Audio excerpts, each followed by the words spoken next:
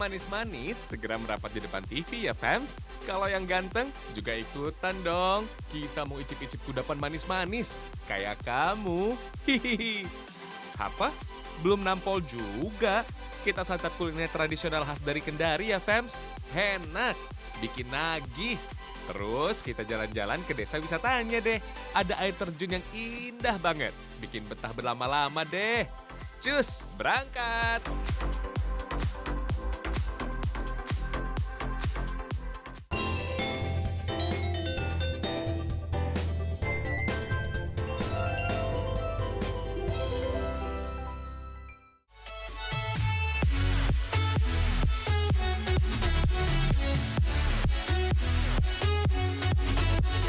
Lagi ada apa tuh? Kok rame-rame? Wah, ternyata lagi nyari pokea. Kalian belum tahu pokea? Itu loh, sejenis kerang yang hanya ada di sungai Desa Pohara, Kendari, Sulawesi Tenggara. Fems, nama pokea diambil dari bahasa Tolaki Kendari, artinya kerang. Pokea tergolong hewan endemik khas Sulawesi Tenggara, Fems. Masyarakat setempat biasa mengambil pokea saat air sungai sedang surut.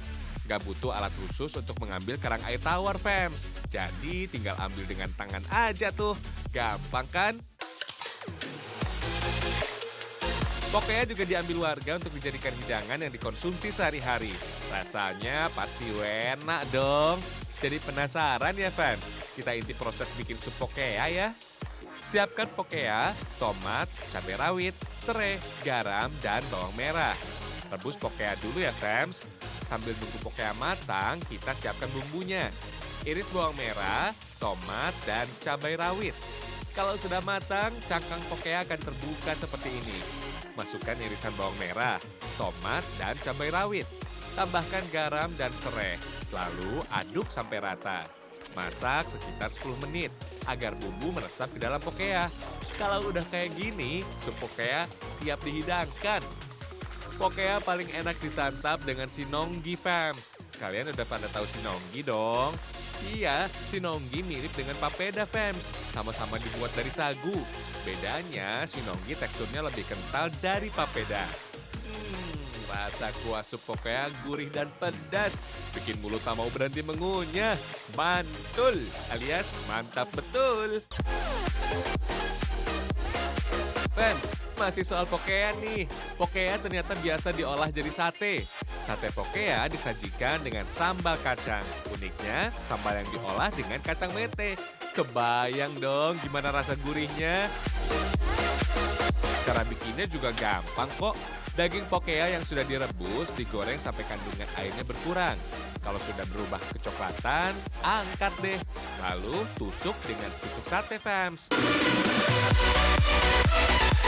Sekarang buat sambal kacangnya ya.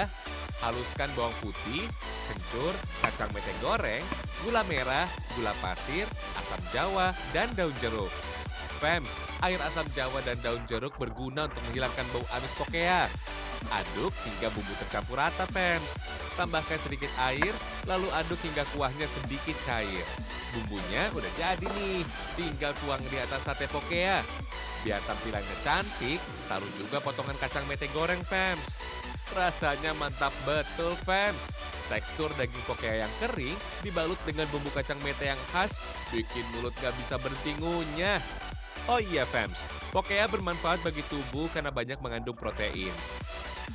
Zat besi pada pokea juga bisa mengatasi masalah anemia atau kurang darah. Tapi ingat ya, Fems, jangan makan berlebihan. Karena sesuatu yang berlebihan juga nggak baik untuk kesehatan tuh.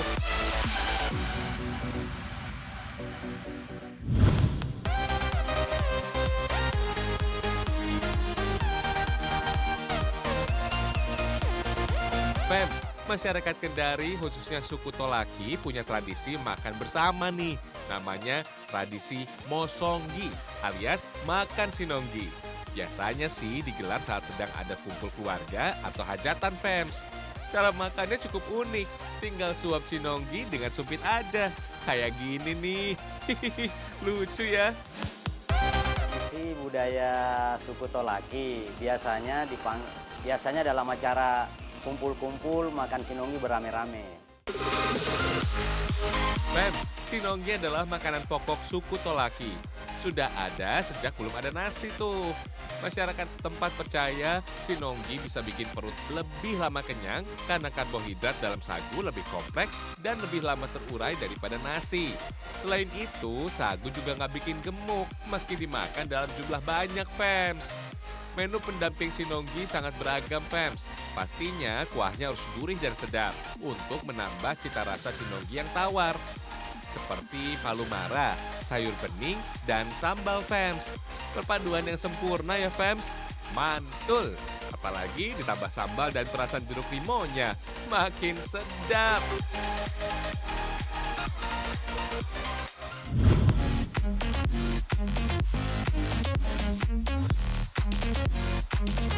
Nah, kenalin ya, Fems. Ini dia palu mara, kuliner khas Sulawesi yang dimasak dengan bahan dasar ikan laut. Fems, nama palu mara diambil dari dua kata, yakni palu dan mara. Palu adalah masakan berkuah, dan mara itu asam. Sesuai namanya, Fems, palu mara rasanya asam dan segar, bikin mata melek. Langsung aja deh kita buat palu mara khas Kota Kendari. Bahannya ada ikan kakap merah, daun kemangi, daun jeruk, cabai rawit, bawang merah, tomat, kunyit bubuk, gula merah, bawang putih, asam jawa, daun bawang, batang serai, dan penyedap rasa. Ikan kakap yang sudah bersih tinggal dipotong jadi beberapa bagian. Tumis bawang putih dan bawang merah hingga harum. Tambahkan batang serai, kunyit bubuk, dan daun jeruk, Fems. Aduk deh sampai rata. Tambahkan air secukupnya. Beri air asam jawa, garam, dan gula merah. Aduk-aduk dan diamkan sampai air mendidih. Kalau udah seperti ini, tinggal masukin potongan ikan kakap merahnya deh. Diamkan sampai bumbu meresap ke dalam daging ikannya. Agar rasanya makin enak, jangan lupa tambahkan potongan daun bawang, Fems. Tara, palu maranya udah jadi nih, tinggal kita sajikan deh. Agar tampilannya makin cantik, tambahkan daun kemangi dan cabai rawit, Fems.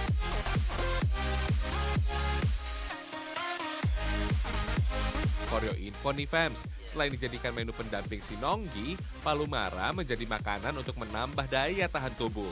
Dulu para pelaut Kendari biasa mengkonsumsi palu mara untuk menghangatkan badan. Bisa juga menjaga kondisi tubuh agar tidak mudah sakit.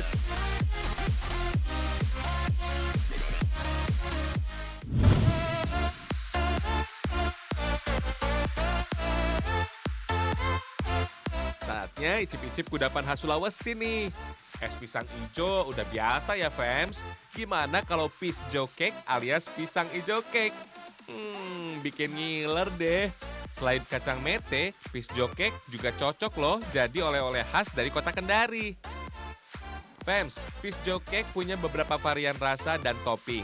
Ada rasa keju, pandan, sampai red velvet. Rasanya sama-sama enak kok. Pisjo cake paling favorit sih rasa red velvet, Fems. Tampilan warnanya merah merona menarik hati. Harga yang ditawarkan nggak terlalu mahal, hanya Rp70.000 per kotaknya. Proses bikinnya nggak pakai bahan pengawet, Fems. Jadi cuma tahan 3 hari pada suhu ruangan dan 1 minggu kalau disimpan dalam lemari pendingin. Ngomongin soal cake, sebenarnya makanan ini berasal dari daratan Eropa, Fems. Masuk ke Indonesia ketika bangsa Belanda menguasai negeri kita. Sekarang kita lihat proses buat pisjo cake rasa red velvet ya. Soalnya paling laris sih. Bahan yang dibutuhkan tepung terigu, mentega, bubuk vanila, selai pisang, gula pasir, pengembang, pewarna makanan, dan penguat rasa selai pisangnya. Campurkan mentega dengan selai pisangnya, Fems. Aduk dengan kecepatan rendah sampai adonan tercampur rata.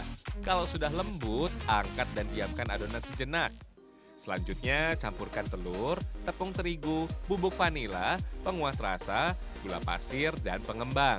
Aduk dengan kecepatan rendah sampai bahan tercampur rata.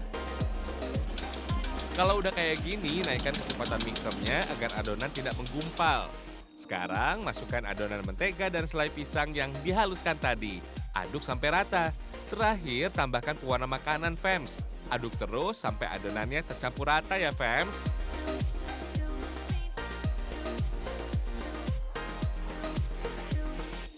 Tinggal tuang adonan ke dalam loyang deh. Ratakan. Lalu panggang ke dalam oven dengan suhu 170 derajat Celcius selama 20 menit. Jadi nggak sabar menyantapnya nih. Hihihi. Kalau aroma harum sudah tercium, tandanya cake sudah matang tuh. Angkat dan dinginkan, fams. Sekarang beri isian krim pada lapisan cake-nya. Oles yang rata ya, fams, biar rasanya makin enak. Taruh pastry di atas lapisan krim pertama, lalu kasih krim lagi deh. Terakhir, taruh lapisan kue red velvetnya, fams. Wah, jadinya kue berlapis-lapis nih. Tinggal kasih mentega dan topping coklat, fams. Tara, piece Joe cake red velvet sudah siap dihidangkan.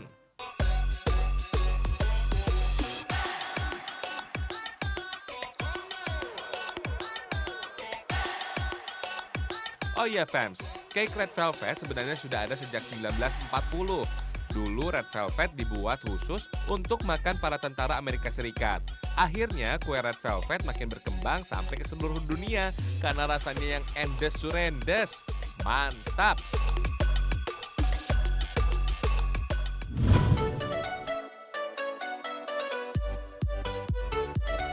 Wow, kece-kece banget ya, fams. Yap, ini adalah kerajinan tas tenun dari Kolaka Timur.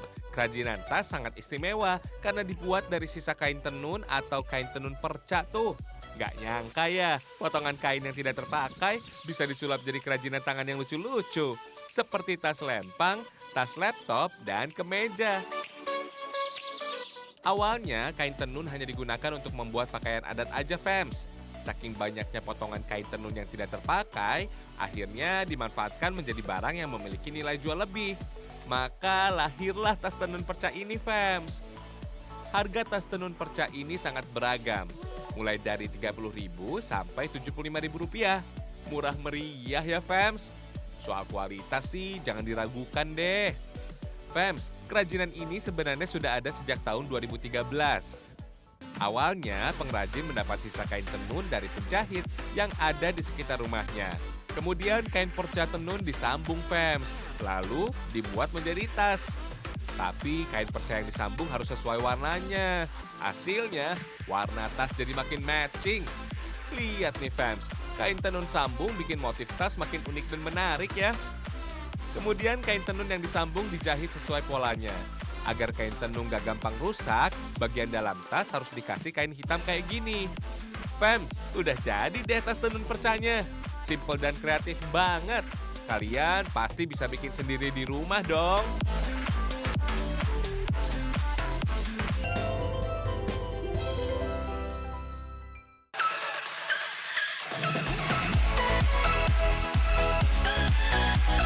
Selamat datang di Desa Wisata Namu, Kecamatan Laonti, Kabupaten Konawe Selatan, Sulawesi Tenggara. Di sini kita bisa menikmati pantai pasir putih yang bersih. Air lautnya juga tenang. Ada air terjun yang pemandangannya masih asri loh, fams. Lengkap banget deh. Di sini ada 7 pantai yang sangat indah. Masing-masing pantai memiliki ciri khas, seperti Pantai Pasir Panjang ini. Fams, namanya aja pantai pasir panjang. Jadi bentang pantai pasir putihnya lumayan panjang, mulai dari tepi pantai sampai ke dermaga.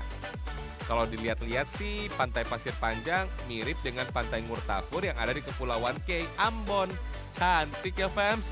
Kayak kamu. Kalau mau ke sini, sebaiknya saat masih pagi.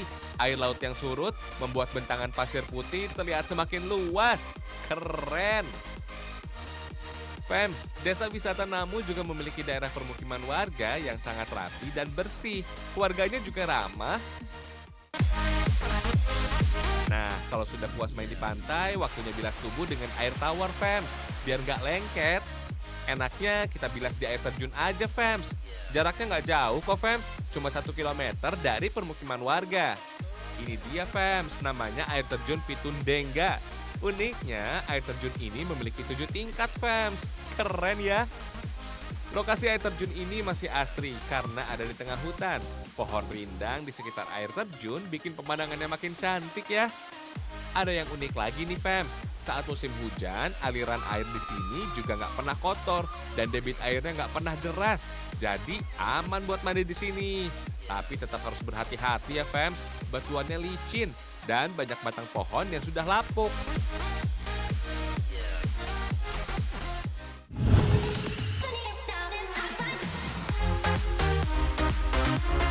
Abis main air, perut jadi lapar nih. Kita santap panada aja yuk, fams. Kalian pasti tahu panada dong? Iya, panada adalah kuda panas Manado yang udah tersohor seantero Nusantara. Fams, asal-usul kue ini ternyata bukan datang dari bangsa Belanda, tapi dari bangsa Spanyol yang pernah singgah ke Indonesia. Panada diambil dari bahasa Spanyol empanada, yang berarti isian ikan yang dibungkus roti. Awalnya panada hanya dibuat dari ikan cakalang bumbu panpis. Sekarang sih isian panada makin beragam, seperti panada kendari dengan isian ikan tongkol. Yuk langsung kita buat panada. Bahan yang digunakan ikan tongkol, mentega, pengembang, cabai merah, bawang merah, bawang putih, tepung terigu, ragi, soun, kol, dan wortel. Kita buat isian panada dulu. Setelah dibersihkan, rebus ikan tongkol sampai matang. Terus kita buat kulit panadanya deh fams. Campur tepung terigu, mentega, dan pengembang. Aduk hingga rata. Kalau sudah kayak gini, masukkan ragi. Aduk-aduk sampai rata.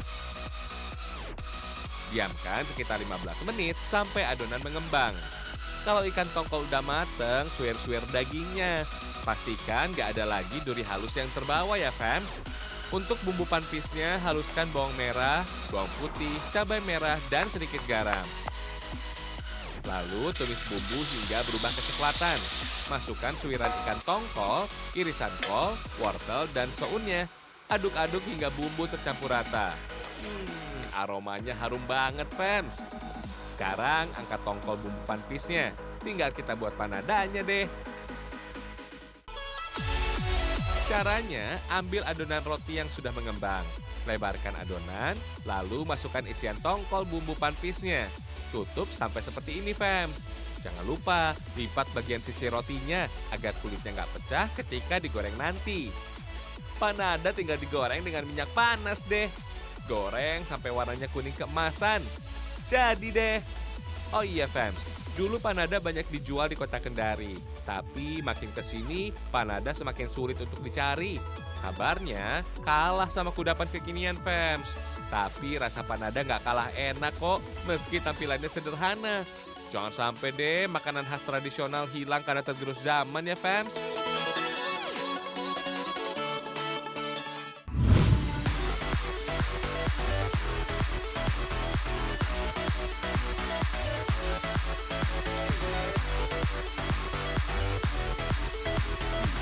Masih ada makanan khas Sulawesi nih fams, namanya songkolo bagadang. Sebenarnya songkolo adalah makanan khas Bugis Makassar.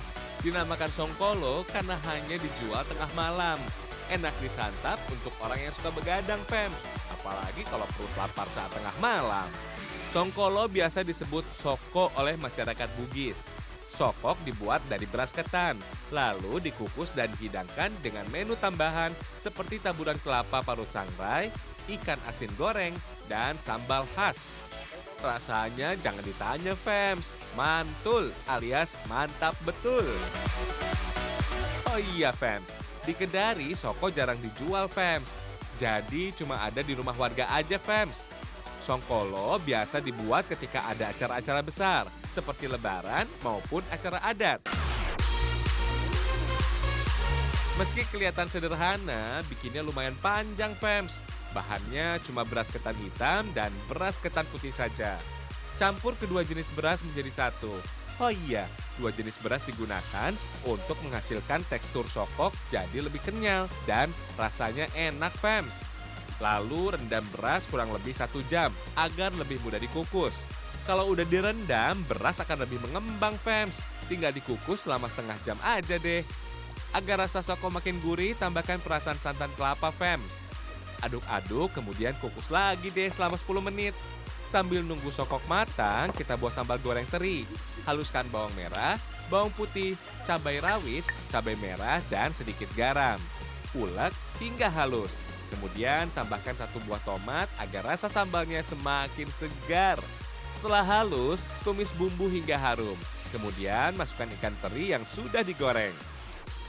Aduk hingga bumbu tercampur rata. Kemudian angkat dan sajikan deh. Songkolo Bagadang makin lengkap disajikan dengan sambal goreng teri dan kelapa sangrainya, fam.